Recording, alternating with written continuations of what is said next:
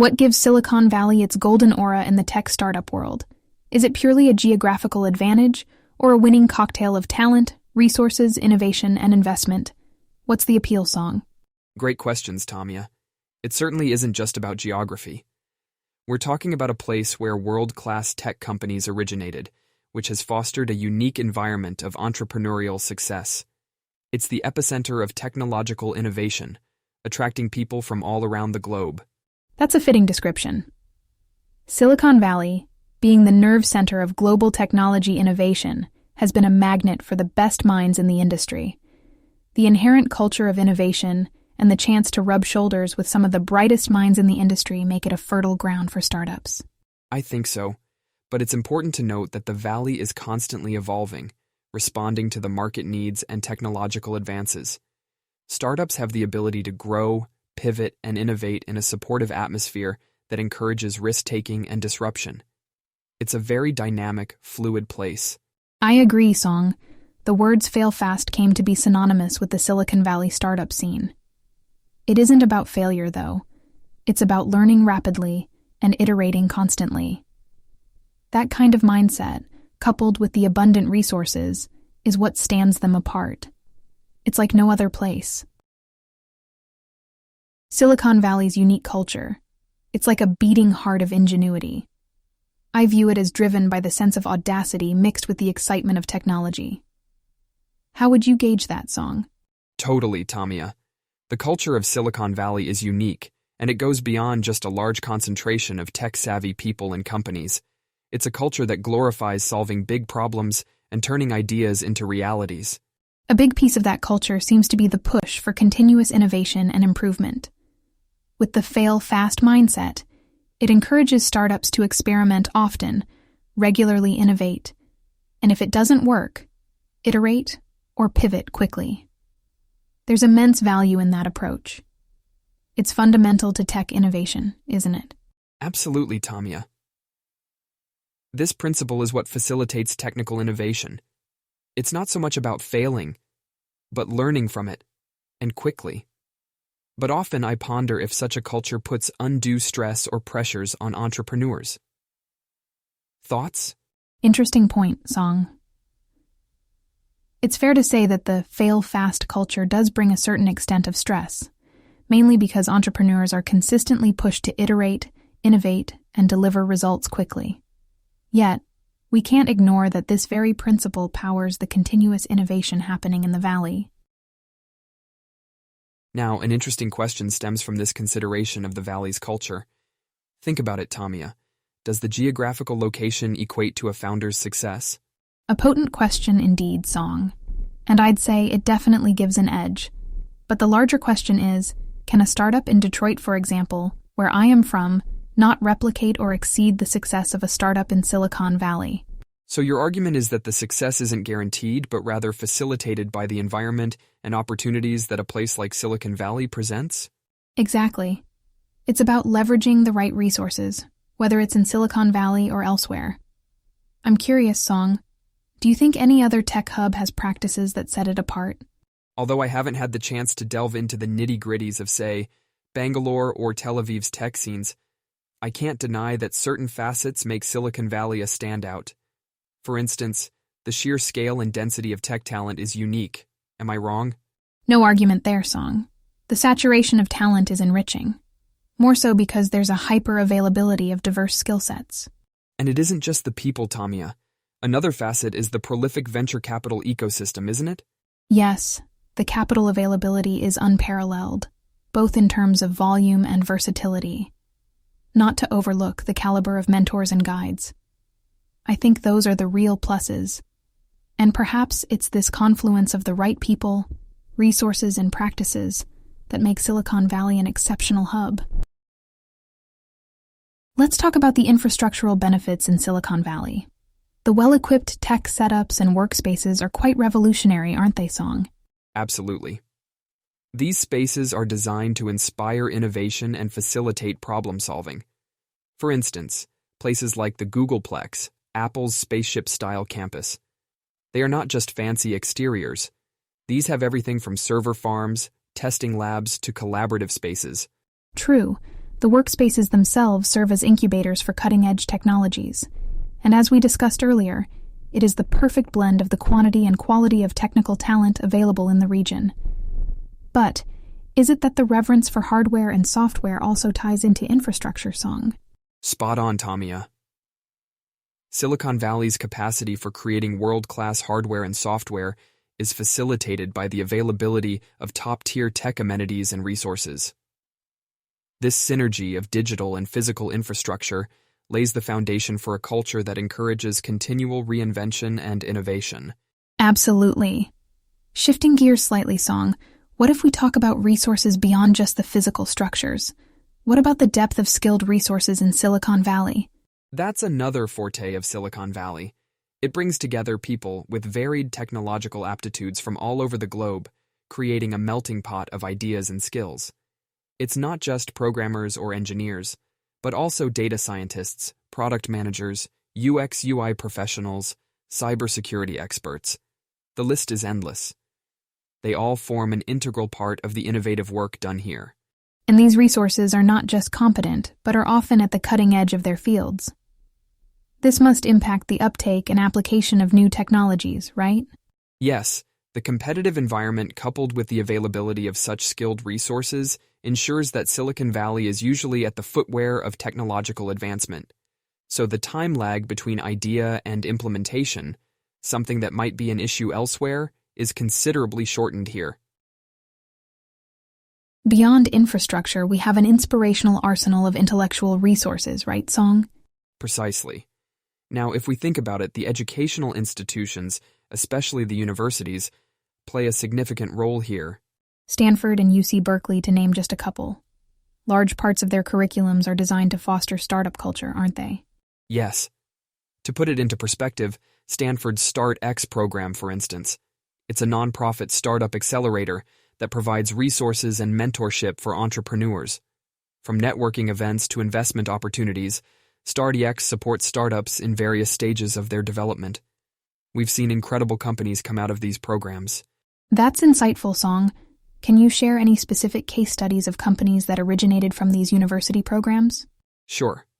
One that comes to mind is Instagram, founded by Kevin Systrom, who was part of Stanford's Mayfield Fellows program. This program trains students in entrepreneurial leadership alongside internships at Silicon Valley startups. That's incredible. Instagram, with over 1 billion users now, started as part of a university program. This just goes to show how institutions are fueling innovative ideas. And guess what? The Valley isn't just about tech startups anymore. Absolutely, Tamia. The ecosystem here fosters the growth of startups across various sectors, be it fintech, biotech, you name it. This just magnifies the role of these intellectual resources in shaping the tech landscape. Really fascinating, Song. This wealth of resources, coupled with the entrepreneurial zeal these institutions instill, is indeed exceptional. Song, let's dig into the world of financial support in the Valley. As we know, it's known for having vast venture capital presence. How crucial is that for startups?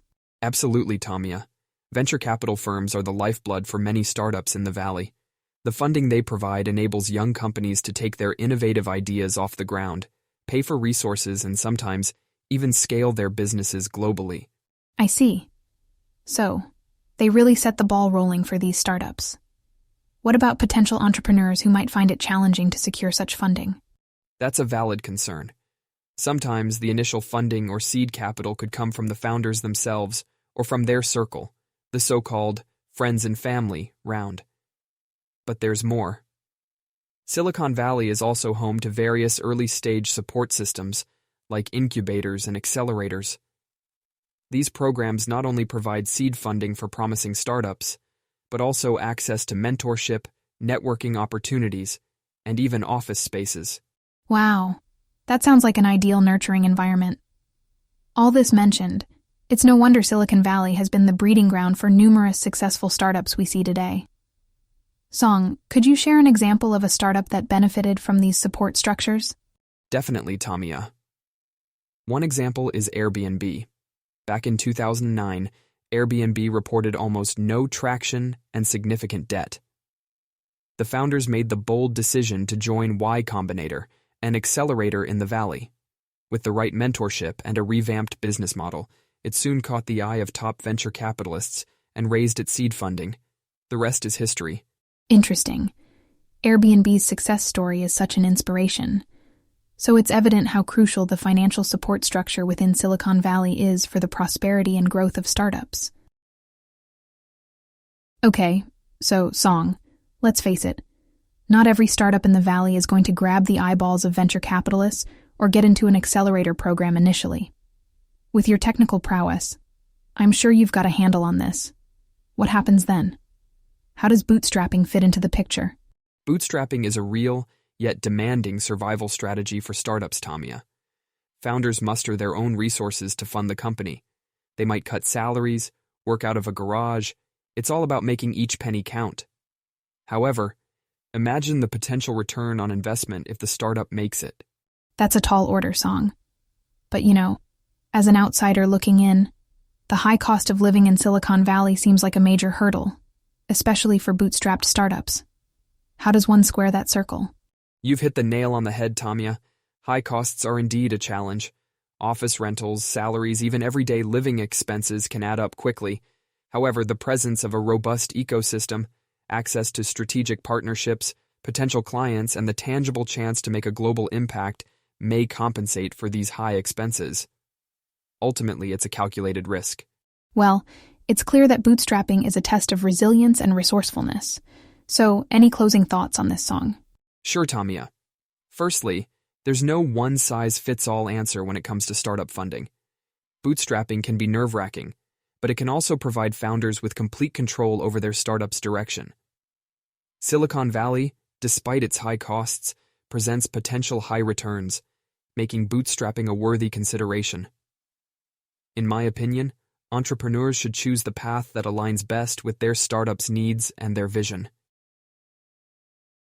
Silicon Valley has always been the epicenter of groundbreaking tech innovations, haven't they? Absolutely, Tamia. The key word here is disruption. From Google's search engine to Facebook's unrivaled social platform, from Apple's iPhone to SpaceX's reusable rockets, each time the bar was raised, it was usually by brands born in the Valley. Not to forget Uber, Airbnb, Netflix, each disrupting traditional industries, completely redefining the market. Indeed, the pattern here is they don't just introduce new products or services, they fundamentally change or even invent entirely new business models. But Song, as an engineer yourself, do you think the Valley can hold on to the innovation torch in the age of decentralization, especially with advancement like AI, big data, and blockchain? Well, Tamia, that's the million-dollar question. I'd say it's a two-sided coin. What do you mean? On one hand, technology has enabled remote work and broken geographical barriers, which means innovation can now happen anywhere. So, the physical advantage of the Valley might be diluted over time. That's true. With the COVID-19 pandemic, we saw how quickly tech companies adapted to remote work. What's the flip side? On the other hand, the Valley has always been the first to harness new tech waves. Be it software in the 80s, internet in the 90s, social media in the 2000s, or AI and ML now. The ecosystem's adaptiveness to adopt and capitalize on emerging trends gives it an edge over others. So it's a question of adaptation versus location? In more or less words, yes. Silicon Valley has proven its resiliency and adaptability over time. But only time will tell if its innovation hub status can withstand the globe's collective visual field on technology development. Tamia, in all our discussion on Silicon Valley's success, we may have painted a rather rosy picture. Yet, it also beholds a different side. Several startups that started with dreams and promise collapse. No doubt. Not every venture is destined for the big leagues. Some fail. And that's not necessarily a bad thing, as long as we learn something. True that. In fact, startups are expected to carry a certain fail fast and fail often mentality. Silicon Valley encourages it. Let's talk about a few of those instances. Can you recall any particular startup failure that offers a significant learning curve? Sure, Tamia. I guess the most prominent in recent memory would be Theranos, a supposed breakthrough health technology company. It promised to revolutionize blood testing using just a few drops of blood, but ultimately collapsed due to fraudulent practices. I remember that. It was a cautionary tale about the importance of transparency, accountability, and also the potential pitfalls of hype. Another case that comes to mind is Juicero, the company that raised $120 million for a Wi-Fi connected juicer. Indeed, the capital-burning saga of Juicero. It serves as a stark reminder for startups that it's not just about raising funds, but about sustainable and purposeful product innovation. Failing can be hard. It's something we barely discuss in Silicon Valley. What's left often unspoken is how such high expectations and associated stress impact the mental health of founders. Yes, the culture of constant hustling amidst extreme competition can exert stress, burnout, and even lead to severe mental health issues. This underscores the enormity of the task faced by business founders and is something we must give more visibility and support to. Song. Let's delve into much debated issues of diversity and inclusion. I often reckon that Silicon Valley is predominantly dominated by one kind of crowd-wealthy, mostly white male technocrats. While the Valley has been a beacon of technological advancement, it still lags when it comes to representation of diverse perspectives. You're not wrong, Tamia. Not just ethnicity or gender. Diversity in terms of the type of ventures we see is also skewed. Predominantly tech-centric solutions are encouraged and funded, but we need to question, how sustainable is this in the long run? Certainly, there's an urgent need for change. A more inclusive culture would not only encourage a wider spectrum of ideas and innovations, but also expand the consumer base. Diversity must be seen as a strength, not a token. Good point. The overemphasis on technology might be driving away brilliant minds who could contribute to various other sectors. Silicon Valley has the potential to be more than a tech hub. Will it recognize and utilize its potential? Remains to be seen. Speaking of diversity, it's not just about bringing diverse people in. It's also about creating an inclusive environment for them to thrive. Unconscious biases, pay gaps, glass ceilings, these are challenges entrenched in Silicon Valley's corporate culture which we need to overcome. Absolutely. Inclusivity should be a top priority. It not just benefits the individuals involved, but also brings in a fresh wave of ideas, viewpoints, and solutions. If managed well, this could potentially lead to the sustainable development of Silicon Valley beyond its tech-centric ecosystem. Song, having examined Silicon Valley, let's contrast it against other global tech hubs. What's your view on places like Bangalore, Toronto, and Tel Aviv? That's an interesting comparison. Each of these places has a unique ecosystem, similar to Silicon Valley. Let's take Bangalore. It's known as the Silicon Valley of India. It has a vibrant startup culture with a strong emphasis on IT and software services. Plus, the cost of living is significantly lower compared to Silicon Valley. Quite attractive for budding entrepreneurs, don't you think? Definitely, Song. And on the other side, we have Toronto making strides as a hotspot for AI-related startups. The city has a rich talent pool of tech professionals coming from nearby universities, and a multilingual culture, offering a potentially broader customer base. Absolutely. Now, moving to Tel Aviv, it's known for its cybersecurity ventures. Israelis are often required to serve in military, many in tech units. This provides them with relevant skills and could be a contributing factor to the rise in cybersecurity startups. One more thing worth noting is the strong bond between startups and investors in Tel Aviv, which fosters a supportive startup ecosystem. You're right, Song. All these hubs present unique opportunities, and each caters to different niche markets. It's evident that Silicon Valley isn't the only viable option for tech startups. Tamia, let's shift our focus to government policies and how they impact startups. For instance, in Bangalore, do startups receive any support or face any obstructive policies? Good point. While I may not know the legal specifics, Bangalore, like many parts of India, does have its Startup India initiative. It's a governmental scheme that supports entrepreneurs. They have funding support, tax benefits, ease of registration, and a learning program, among other things. That's a comprehensive package. And if you think about the implications of supportive government policies on a startup's success, it's no wonder Bangalore is being hailed as the Silicon Valley of India. Moreover, those supportive measures aren't the only policies impacting startups. Heavier regulations can also hinder their growth. Like I've heard a lot about the General Data Protection Regulation in Europe. How do you think policies like GDPR impact tech startups, Song? Well, regulations like GDPR indeed have profound implications. While it aims to protect individuals' data rights, non-compliance can result in hefty fines for companies. So, new startups must invest more in data protection measures, which potentially increases their initial costs. And I assume those costs could be pretty steep for a scrappy startup. Definitely, it does add to the list of risks and challenges that startups have to navigate in their initial stages. And while not in the realm of my knowledge, Silicon Valley has its own set of regulatory challenges, doesn't it? You're right. But despite these challenges, I think the prospect of becoming a part of the tech nucleus is plenty motivating for entrepreneurs. Song. Let's delve into how technology, like AI, blockchain, and big data, are influencing startup culture in Silicon Valley. It's clear that these technologies are more than just buzzwords. In fact, they're transforming the way businesses operate. That's right, Tamia. It's exciting to observe how these advancements are creating new opportunities, but also reshaping the startup ecosystem. AI, for example, is automating manual tasks, which in turn is increasing efficiency for startups, freeing up more time for them to focus on growth and innovation. That's a valid point about AI.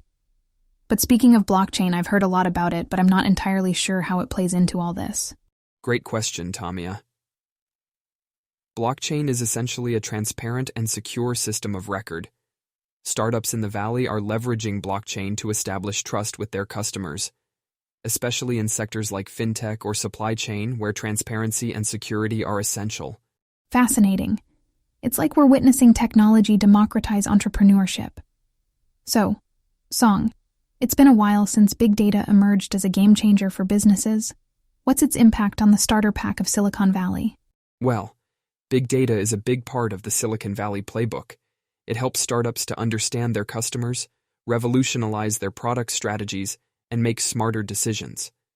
Imagine knowing your customers' behavior, preferences, and needs at a granular level and tailoring your services or products to meet those needs. That's the promise of big data. It certainly adds a whole new dimension to customer centricity. Let's also bear in mind the role of technology in enabling remote work, especially in the current pandemic situation. Do you think this could eventually dilute the geographically centralized nature of the Valley? That's a thought-provoking question, Tamia. Remote work could indeed drive a shift in the startup locus. However, let's not forget the physical benefits of Silicon Valley, the networking opportunities, the availability of skilled professionals, and the concentration of venture capitalists. These benefits could potentially offset the dispersal effect of remote work. So, Song, moving to our next segment, I'm excited we're going to touch upon some startup success stories stemming right from the heart of Silicon Valley. And one that pops right into my mind is Slack, the communication platform we all swear by. It's a phenomenal example of how pinpointing a need and addressing it ingeniously can take you places. Slack started as an internal tool for a struggling gaming company, and look at them now. Isn't it quite inspiring? Absolutely, Tamia. Slack's story is an excellent proof that sometimes failure can steer you towards a path of incredible success. Another notable story is that of NVIDIA. It began as a standard chip maker in the 90s, but foresaw the potential of GPUs and played a pivotal role in the AI revolution. Their foresight and innovative spirit is commendable. Couldn't agree more, Song. The ability to stay ahead of the curve certainly sets NVIDIA apart. Speaking of innovativeness, I've got another example up my sleeve. It's Zoom, the video conferencing platform. It may have been one among many players in the field, but its extraordinary focus on user experience has made it a household name today, even more so amid the lockdown. I reckon its commitment to customers really paid off. What are your thoughts, Song? Indeed, Tamia. The user-centered approach of Zoom did carve its success. And speaking of customer-centric solutions, an awe-inspiring story is that of Stripe, a software platform for online payments. The Irish sibling duo behind Stripe recognized the potential of making electronic payments smoother and turned their solution into a multinational technology company, all the while adhering to Silicon Valley's dream big ethos. They certainly redefined the ease of online transactions, don't you think? Song, as we conclude today's engaging tour of Silicon Valley's startup ecosystem, there's one thing that stands out, isn't it? The spirit of innovation, resilience, and fearlessness in the face of hurdles. Absolutely, Tamia. That spirit seems to be deeply ingrained, not just in the successful stories we've discussed, like Slack and NVIDIA, but in the culture of Silicon Valley as a whole. It's an ecosystem that encourages and rewards disruptors. Those disruptions, though, can present us with some innate questions, don't they? For instance, how do you sustain those game-changing ideas? Or how do you make sure that your startup stands tall amidst giants in this ecosystem? Yeah, those questions are spot on, Tamia. From my perspective, I think having a clear vision is crucial. You need to know what problem you're solving, who you're solving it for, and what need you're addressing. It's the focus on these questions that positioned Stripe and Zoom at the top. I can't emphasize enough on the importance of nurturing a strong, dedicated team. Having a blend of diverse minds teaming up to overcome challenges, innovate, and disrupt can make a significant difference. Plus, a constructive working environment is equally important. Couldn't agree more, Tamia. And as far as resources are concerned, Silicon Valley offers plenty of opportunities. Whether we talk about accelerator programs or tie-ups with educational institutions, potential startups can benefit immensely from these. Though it's no secret that understanding your funding and capital requirements can make or break your venture. Rightly said, Song. To share some closing thoughts, it's important for entrepreneurs to acknowledge the risks, assess them, and have mitigation plans. In fact, failure in Silicon Valley is seen as a stepping stone to learning and, eventually, success. Numerous success stories here have sprung from past failures. You've got to be resilient. Absolutely, Tamia. Silicon Valley certainly fosters that. So with that note of resilience and optimism, we'll wrap up this episode. As always, we're eager to hear from our listeners. Feel free to send us your questions, and we'll do our best to address them in the next episode. Till then, keep innovating.